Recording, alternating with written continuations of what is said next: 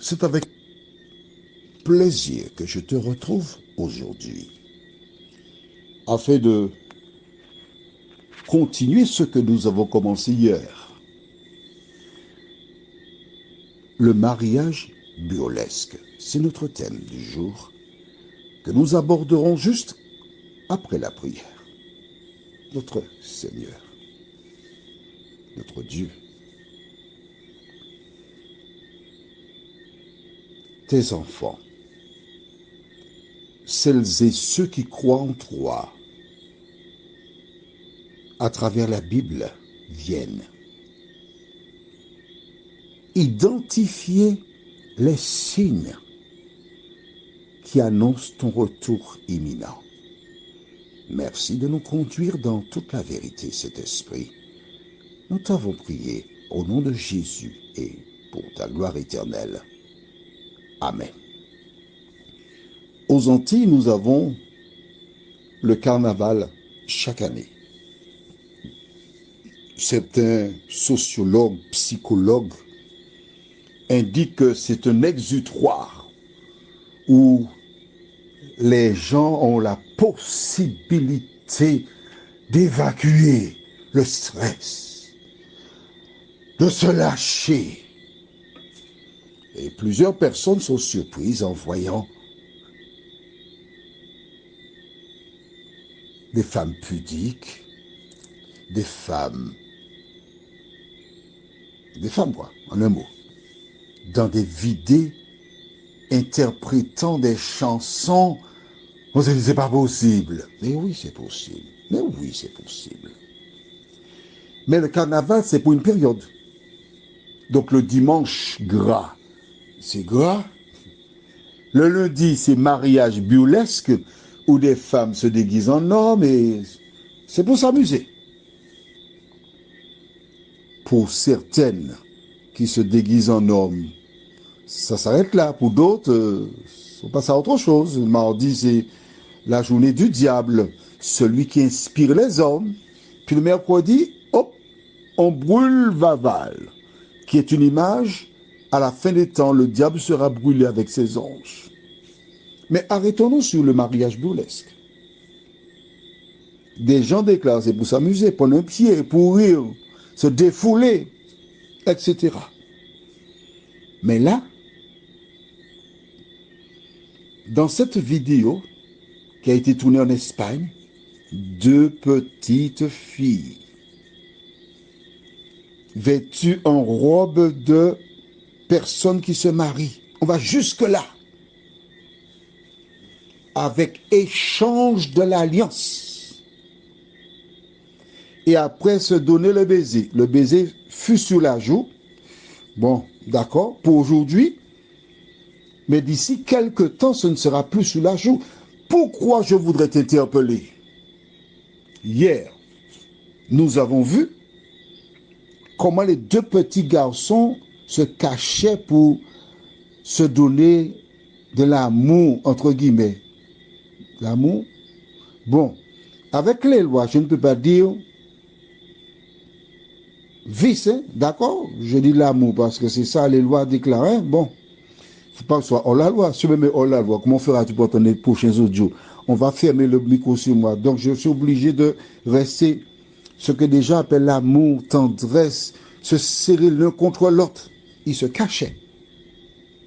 Mais là, on te dit, c'est pas la peine de te cacher.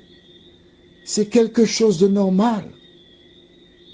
Quand j'étais enfant, et il y avait deux garçons qui étaient trop proches, qui parlaient, les enseignants des adultes, même qui ne te connaissaient pas, venaient régler la situation.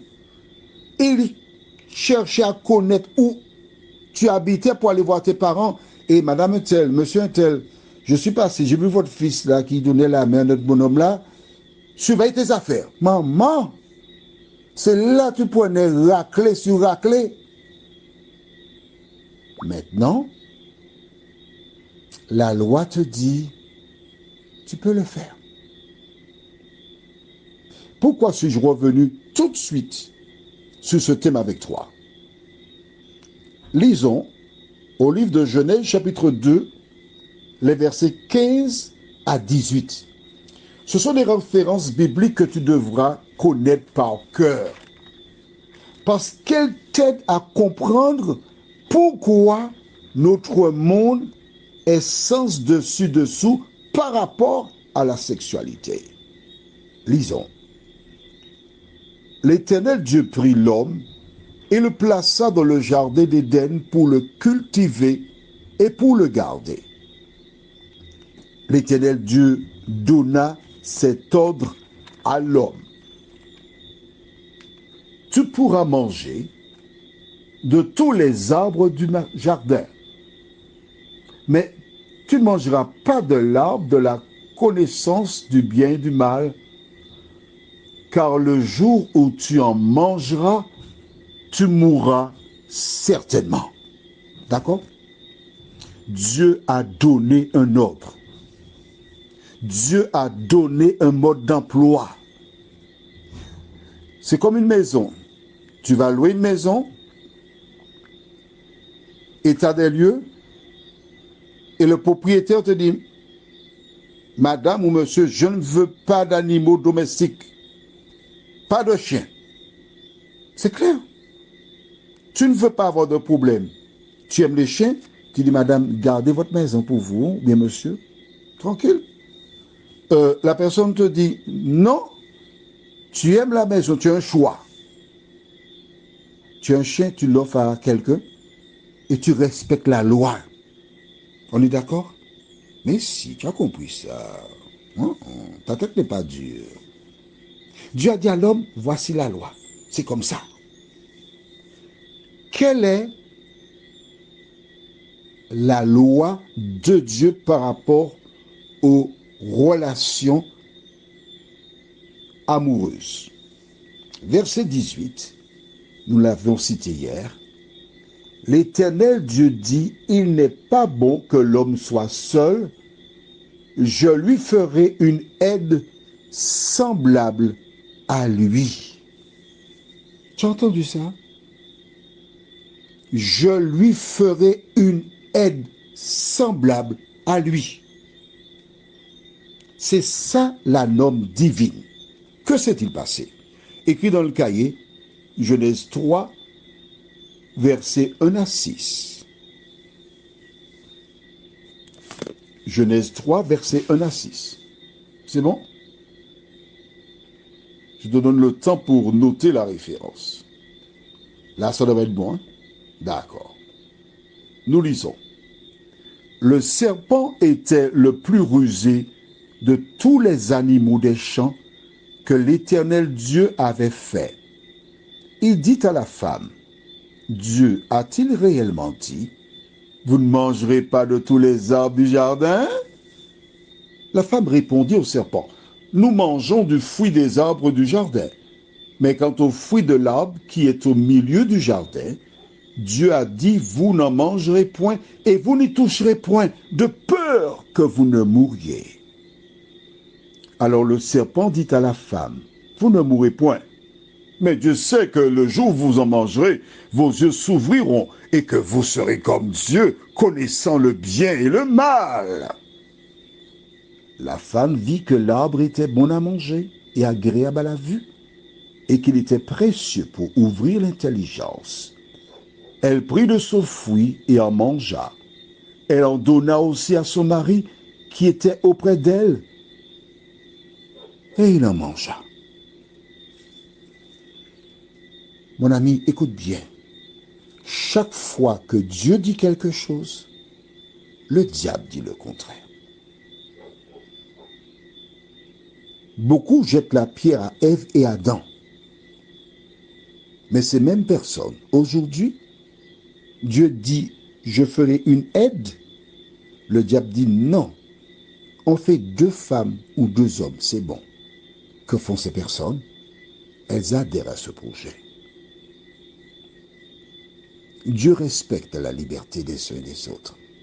Mais qui que tu sois, je l'ai déjà dit, je le répète. Tu es un jeune garçon, tu as été initié. Des adultes ont abusé de toi et t'ont conduit sur ce chemin-là. Mais avec le temps, tu vois bien que les hommes ne tombent pas enceintes, ils ne font pas d'enfants. Et tu as déjà compris que pour avoir un enfant, il faut qu'il y ait une clé qui rentre dans la serrure, qui tourne et qui ouvre. Tu as déjà compris cela. C'est ce que Dieu a installé dès le départ. Je ne suis pas là pour te jeter la pierre. Tu as été influencé, qu'importe. Mais ce que je te dis là aujourd'hui, voici le chemin. Si tu as besoin d'aide, tu peux en trouver. Donne-toi les moyens. Car le projet du diable, c'est que des personnes soient perdues. Prions. Seigneur, nous sommes heureux de savoir que tu as un plan pour nous. Et le plan de Dieu se réalise toujours. Merci de continuer de nous éclairer, de nous fortifier, de nous vivifier, de nous conduire dans le chemin du salut. Merci de visiter toutes celles et ceux qui ont été trompés par l'ennemi, mais qui sont conscients que tu reviendras bientôt. Alors, donne-nous la force, Seigneur. Oui, je dis donne-nous, parce que nous bronchons tous de différentes manières. Celui-ci, il aime les hommes. Celle-là, elle aime les femmes. L'autre, c'est la calomnie, la médisance, le vol. Toutes ces choses, nous fermons les portes du ciel. Alors, Seigneur, ranime notre foi. Mets-nous en contact avec des personnes qui nous aideront, qui nous donneront la main et qui nous diront courage.